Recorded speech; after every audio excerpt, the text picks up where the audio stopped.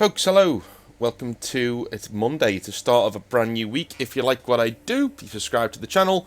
Subscribing to the channel will do a massive favour because I'm trying to get to 15k subs by the end of the year.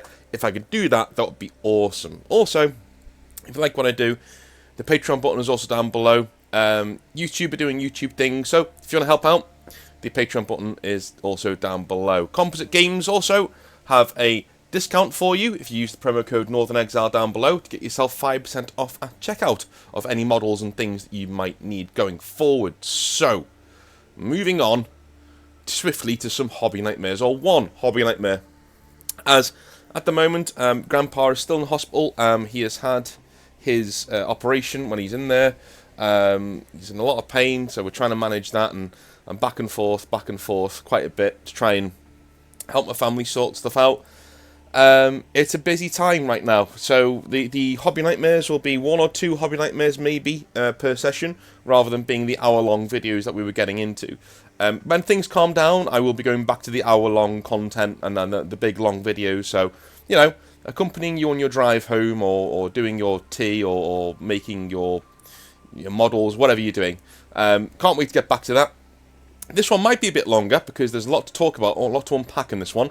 I've been told reliably that it is a bit of a barnstormer, and quite similar to one of my favourite hobby nightmares that I read, must have been last year now, about a D&D group in Dark Heresy. So, I've not read one of these for a while, about people in a group that falls apart, but, you know, it always hits so close to home because, as a DM myself, who likes to create settings and create large worlds for people to explore in, when these things fall apart, through no fault of the DM's own, it really does hit me in the chest there. Because as a DM, you put in a lot of yourself into whatever goes on at your table. You know, whatever, however you play, the world, the setting, the creatures, the characters, the magic systems. I've known DMs who've made all of those from scratch only to see it all blow up in their face. It's not nice. It is not nice to have these things ruined. So maybe this will get me going. Maybe this will distract me from the stress going on elsewhere in life for a little bit. Let's have a little look-see, shall we? So, Lucy Lawful says, "Hi North, hope you're having an awesome day, and thanks for all you do." No problem. That's why I'm here. Moving on with the story, as it is kind of a long one. So, I've been playing D&D for about 12 to 13 years. As a girl, I guess I've had a lot of not-so-great experiences in the early parts of this hobby. I don't tend to get fixated on them. This is a male-dominated space, and you're bound to come across a few creeps. Should there be? Well, no. But we don't live in a perfect world. I stopped expecting the world to acquiesce to what I wanted ages ago, and started simply working on me instead. I already think we're going to like you, love. I already think we're going to like you. You seem like you've got a good head on your shoulders. That is my main thing, and even I'm guilty of this as well. Sometimes when things aren't going well, especially recently, I'm thinking, why is this happening to me? Why is all this stuff happening? I'm getting really annoyed. It's like the world out to get me. But then when you take a step back, you're like, it's not. It's just, this is just life, man. It's just going on. Life doesn't care about you. You're not, you know. Most people seem to think that they're in a movie, you know, directed by them, starring them, written by them, and it's not the case. You know, it's not the case. The following story focuses on someone who is not quite at the end of that journey that I've been on, nor have they probably started it. I will call her Sally, in a nod to one of your old hobby nightmares that inspired me to write this one and send it in. Okay. I wonder if it's the same one I'm thinking about. Anyway, moving on. So, let me just check everything's going well. Yeah, so, 40k and I have a checkered past, but in a good way. It was the game that saved tabletop gaming for me. On my entry into the hobby, I'd been confronted with no small amount of creeps and wannabe rescuers and over-the-top explainers. You know the types. Determined to make you their passion project and put you on a pedestal so their friends can see they hang out with a decent-looking woman. I'm not being arrogant here, by the way. I generally don't see myself as that attractive, but I've been told I look a bit like Felicia Day if she actually had boobs and hips. This is the thing that makes me realise that women don't know don't know what men like most of the time. You literally described every single guy listening to this. At least 99% of them just perked up and went, "Do continue." Like, I guess. What do you mean you're not that dude? Come on. If you look like Felicia Day but more curvy, stop it. You know how fit you are. Don't come at me with that. All right. Do with that what you will, she says. Okay, well, I just did. There you go. But I guess you can see why sometimes I'd get the wrong kind of attention. Yes, definitely. Can definitely see that. By the way, that's not me lecturing. That's me being like, no, dude, you say you're not attractive, but you've just given me evidence to say that you are. So, you know, my brain just melts when that happens. Two opposite things that can't be true at the same time. Moving on. Eventually, I got sick of it. As in all honesty, it was kind of exhausting when I just wanted to read an R.A. Salvatore book and write character bios. That's when I saw the 40k table. Okay, this will be the last time I interrupt for a little bit. Yeah, I don't think people realise how exhausting that is in being hot. Right? I know people go, oh, woe is you. You know, people find you attractive. But again, she put it in a really good way there. Imagine like going into a place and wanting to just read an R.A. Salvatore book, as she said, and write character bios on your own. And you've got people approaching you all the time, wanting to talk to you, wanting to explain to you why what you're doing it in the wrong way. You know, eventually you would start to get quite, shall we say, how do I put it? Not risky, but you know what I mean? You'd start to get a bit like, oh, for fuck's sake, you know, why can't you just leave me alone? Why can't you leave me to just do my own thing, you know? Especially when you're writing. When you're writing, it takes a long time to actually, you know, get your brain where it needs to be and get settled and get into your rhythm of writing. So for someone to come over and just start, you know, talking to you, like, that would suck. Anyway. That's when I saw the 40k table. Around it were 2 guys and 2 girls, rolling dice and having fun. As the girls, Team Harlequins, were running rings around the Space Marines on the other side of the table. They could tell I was watching and invited me over. Before long, I was doing dice rolls for the girls as they explained things. The following week was payday, and I got my first small Eldar Craftworld force. I never looked back. Eventually, my D&D obsession melded with my 40k obsession, and Dark Heresy became a thing in my life. A big thing. Before I go on here, would you mind giving me some pointers on how I'm writing this? I'd like to be a published author one day, and it'd be really good to get your feedback. Okay, yeah, I will. Okay, well, so far, it's brilliant. So far, it's really, really good. Nice stuff. This is where Sally, sadly, enters our tale. Okay, awesome. So, moving on. We are playing Dark Heresy as inquisitorial henchmen, on the path to becoming full inquisitors ourselves. We are sent to an agri-world to essentially find out why their imperial tithe is light by 0.02%. Essentially, they have been shorting the administratum of grain. A minute amount maybe, but this is the Inquisition we are talking about. Our party consists of 4. Me, member of the Adeptus Sororitas, Sisters of Battle, sanctioned to the Ordo Hereticus, part of the Inquisition, a typical Bride of the Emperor type. We have Lex, a gunslinger Cal Jericho type, with a thing for women in leather. He was a big fan of my character, despite being played by a girl. Okay, cool. Cruxius, a preacher wielding a 2-handed chainsword and sporting a mighty mohawk.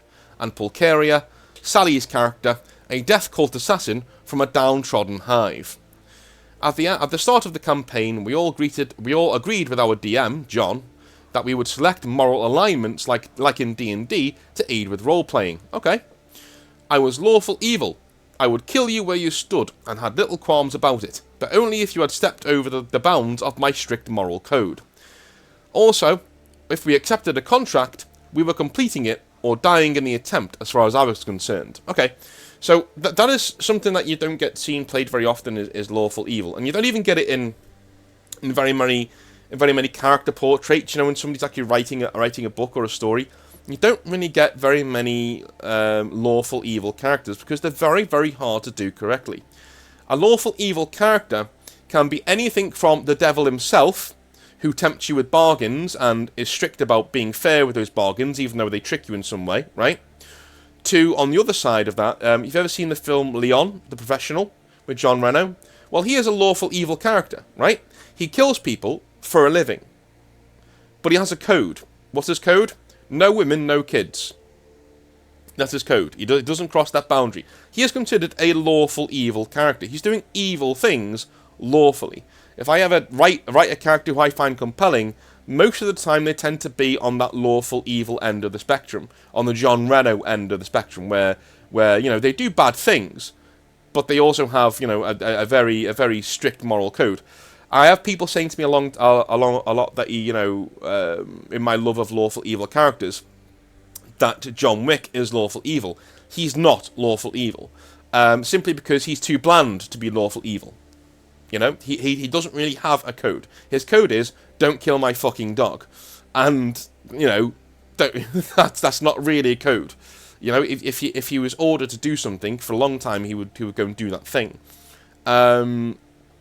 Again, he's badass, but he's not a lawful evil character. A lawful evil character has that depth to say, these are my lines, and if you cross these lines, I'm going to murder the fuck out of you. And again, Jean Reno, the good archetype of lawful evil would be Jean Reno, right? In Leon, in The Professional. The bad archetype would be Gaunter Dim in The Witcher. If you've ever seen that, he is a lawful evil character. He is a character who tempts you with pacts that you don't see the true meaning of until it's far too late. That is a lawful evil character in Gaunter Dim. And he is a bad archetype. What I mean is, he's not a bad character. He's a great character, but he is evil. He's on the more evil side of this lawful evil stereotype, whereas Jean Reno is on the more good side of this lawful evil stereotype, right? Okay, cool. Just explaining to you why I love lawful evil characters and why I tend to play them in most things that I can. Anyway, everyone else was neutral evil. We were inquisitorial henchmen, after all. Yeah, that's quite smart. That's quite smart, because if you try and play like a really good character here, you're going to end up in conflict with the rest of everybody. All aside from, of course, Sally. Her character, Pulcheria, would be chaotic good, and there we are, chaotic good. They're the most retarded of the alignments, as far as I'm concerned. Chaotic good tends to do everything that they want to do at all times. And unfortunately, every single time I've seen a character written like this, it has been mildly irritating to infuriating to see them go through a story.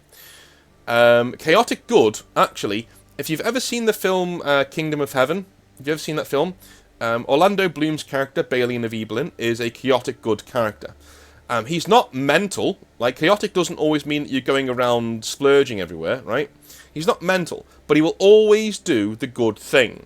Even if the good thing gets everybody around him killed. He doesn't care. He will do the good thing.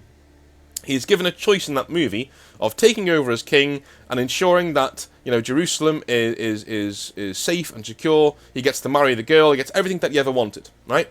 The only catch is that his enemy, in that movie, Guy de Lusignan, will be killed. He'll be killed because he is a rival claimant to the throne, and that's just what's going to happen, right?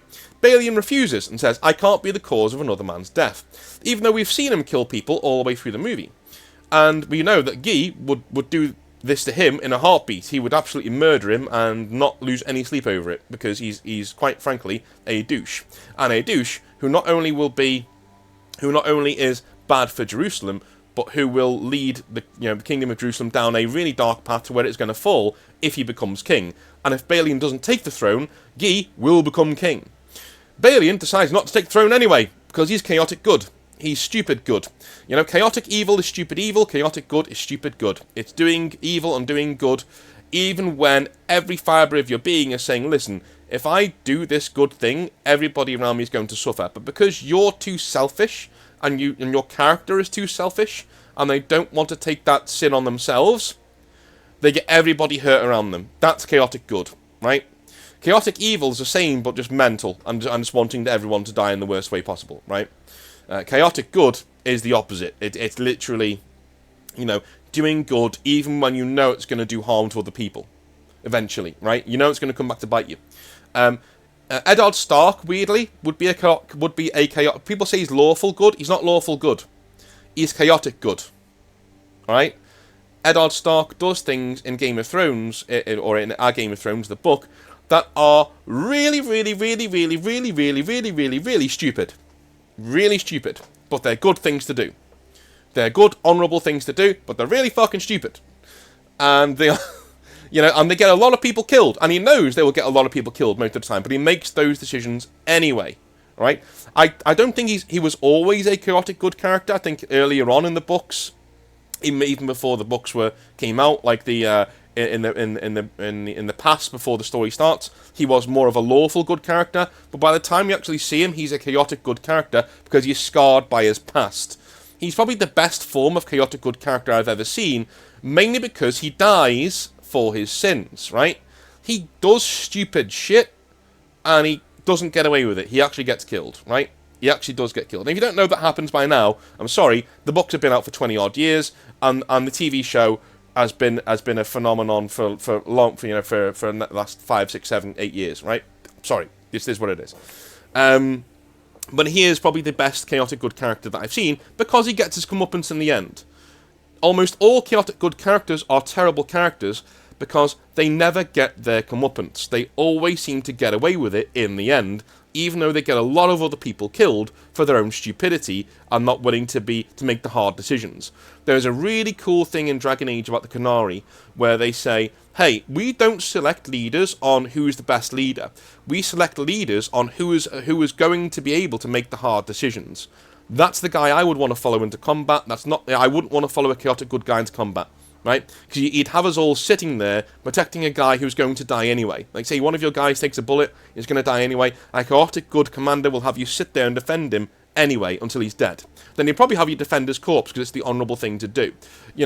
I just get them out. Or use them and have them get the comeuppance in your stories. Anyway, rant over.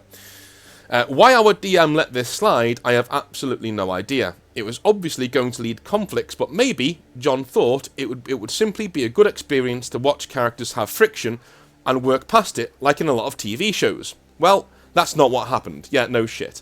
I get that. I totally get that. You want to be able to foster a dynamic between characters and make things very, very cool going forwards, but also you need to understand the people at the table, and most people can't pull this off. Most writers can't pull this off. So even when you have the power of a writer, so you have the power to literally sit there and make your characters do whatever you want, right?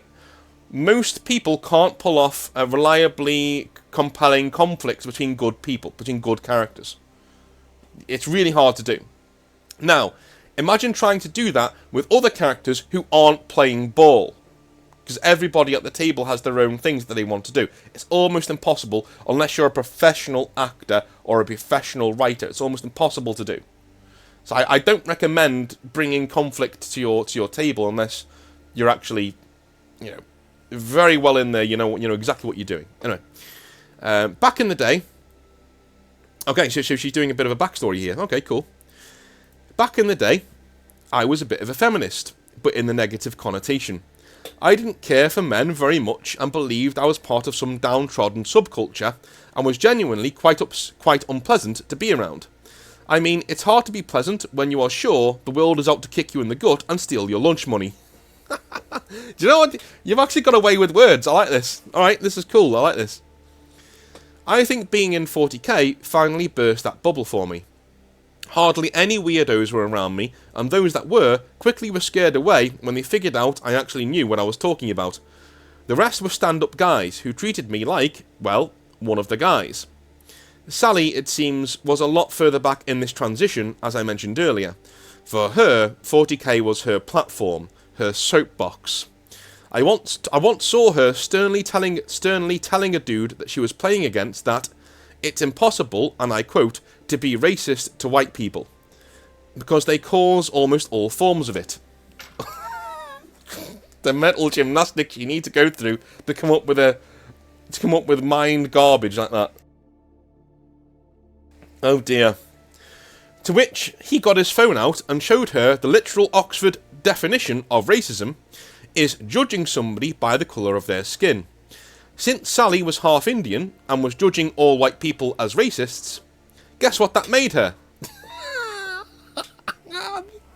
Oh, this guy, that was a slam dunk. This guy. Is the story about this guy? Because I want to hear more about this guy. That's hilarious. Yeah, she exploded. This was a year before our story takes place, and Sally had been away for a while, so we figured, hey, maybe she's grown a little since leaving for college. She certainly seems more chill now. Okay, I'm gonna take a bet that she isn't. I'm gonna take a stern bet here that she isn't. Throughout the game and our journey to the Agri world, we are asked to roleplay what we are doing on our ship, the Rust Bucket. A name given to it by shipyard workers who have somehow gotten this thing spaceworthy again after the Inquisition gave it to us. We would play cards, make somewhat edible food from the nutrition paste we'd been given, and I even used my holy flamer to sear some oxen. It was dead when I cooked it, by the way, for us to have a slap-up meal that was, so Cruxis tells us, was an authentic Mordian staple curry. Okay, a Mordian curry. Aren't they the guys like the really cool lapels and stuff? Why are they making curry? Anyway, it sounds lovely. Awesome team building. Sally, though, did not look happy. When we brought her into the scene, she just sat back, folded her arms, and sneered, "If you're going to sit there making fun of my culture by appropriating it, I simply will not continue playing this game." Okay. We were all shocked, to say the least. My mind immediately went to the curry we were eating and Sally's heritage. The others didn't really know what to say, so I shrugged and said, it's beef curry, dude. Are Indian people the only people allowed to make curry, or did I miss something? You've got a point. You've got a point. She rounded... Now, put it this way. If you're taking the piss through the writing of whatever's going on, or through like the acting out of a scene about Indian cuisine, then fair enough. I'd even say that's a little bit touchy on her part, but fair enough. But you just have a curry in the game? Come on. She rounded on me. "What did you just say to me?" she fumed. The DM, John, stepped in. He told her that no offence was meant, and maybe we should make it some sort of beef gumbo or something instead, to which she agreed. I blew air out of my cheeks, shook my head, and continued playing. Yeah, acquiescing to somebody like this is only going to invite worse behaviour further down the road. And since this is not the end of the story, let's see how bad it gets. When we landed on the planet, all went relatively well, until we get to the first workers' village that tends the local farms. Again, this is an agri-world that mainly sells rice. Okay, cool. Sally asks the DM straight away, "Right, so, first of all, where are all the women and men in this village?" John says, "Well, the men are labouring in the fields, and the women are packing the grain or tending to the hearths." Okay.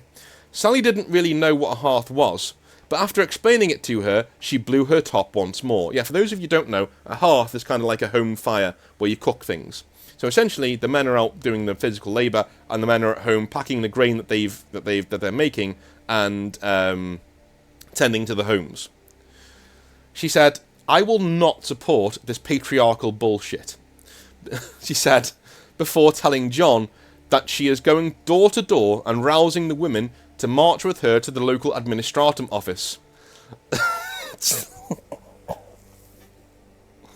Oh no. Okay. I pipe up at this point and ask her what any of this has to do with us getting the tithe back on track. You know, our mission. If she can tell me how this is helping, I'll go along with it, no problem. I tell her that. Black and white. But my character is lawful evil. Why would I care about this if this is not producing a lawful result? In fact, it's kind of fomenting what is suspiciously sounding like a rebellion. Okay. Sally says, "Your character is not lawful evil. She is a woman-hating bitch." To which I scoffed. Yeah, no. Okay. I am now thinking I am killing this girl's character at the first opportunity. At this point, my sister of battle has seen enough to think not only is Pulcheria, Sally's character, a danger to her mission and her companions, but is actually a seditious heretic. She plans accordingly. Okay. The other characters get on with the mission and head off to the administratum offices, mostly just to get there before Sally does and head her off. Sally goes door to door and rallies the women, most of whom are sleeping off their night shift during the day and are not best pleased about being woken up. Unfortunately, Sally remembers to flash her inquisitorial credentials in their faces, and so they are forced to come along. She brings them to a cavern with an open top that kind of looks like the local gathering place. Imagine Red Rocks in the US, if you've never been there. Nope, never been there. I think that there are bands who do stuff there, though, aren't they? Like concerts and stuff. There, she stands up above them and gives them to be honest, quite rousing speech about the evils of the patriarchy. I am standing on a gangway above this mess, shaking my head, noting how the patriarch she mentions sounds an awful lot like my beloved emperor. This is not going to end well. So here comes the twist. This was all a test by our inquisitorial lord, known as Jarvia. She is actually at the administratum office, waiting when Cruxius and Lex get there. This is the twist the DM had planned all along. There is a cult on the world, sending relief efforts to the local insidious war efforts. She wanted to know who she could trust in her new warband of henchmen, and asks the two of them where Pulcheria and my sister of battle are. And of course, being good henchmen, they tell her. She makes her way to us, and I am already hefting my heavy flamer, shaking my head at the speech going down below. Now, Pulcheria, Sally, could metagame this, as she has seen out of character the conversation between Jarvia, the Inquisitor, and the henchman, but she decides to press on. I ask the DM, John, if I can record the speech. When he asks why I'm doing this, I shrug and say, meh, simply for curiosity, and maybe listening to it later on the ship. This gets some positive feedback from Sally, who is now seeing that my character may be coming around to her ideas.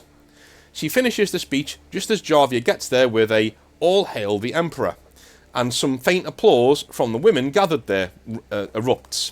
Okay. Jarvia tells Sally that whilst the speech, or what she heard of it, was quite lovely, it is not needed. She has a job to do, and she neglected it to do this instead. She will be reprimanded, as will the Sister of Battle, my character, for not stopping her. I accept this with a shrug, but Sally is not happy. She tells the Inquisitor that if not for her speech, these people may have rebelled thanks to the cold actions of the Sister of Battle, pointing at me like I am some sort of monster. She is attempting to throw me under the bus, so that I need to take all of the blame. I kind of snap mentally at this point, and turn to the Inquisitor. Yes, on the subject of that speech, I say, perhaps you should hear the rest, my lord. I play the recording, and Jarvia's face turns purple with rage before calming down. She looks down at my flamer, back to me, and nods. I turn around and douse the entire plaza below, including Sally, in holy promethium. Shit. Everyone burns, dies horribly, apart from Pulcheria.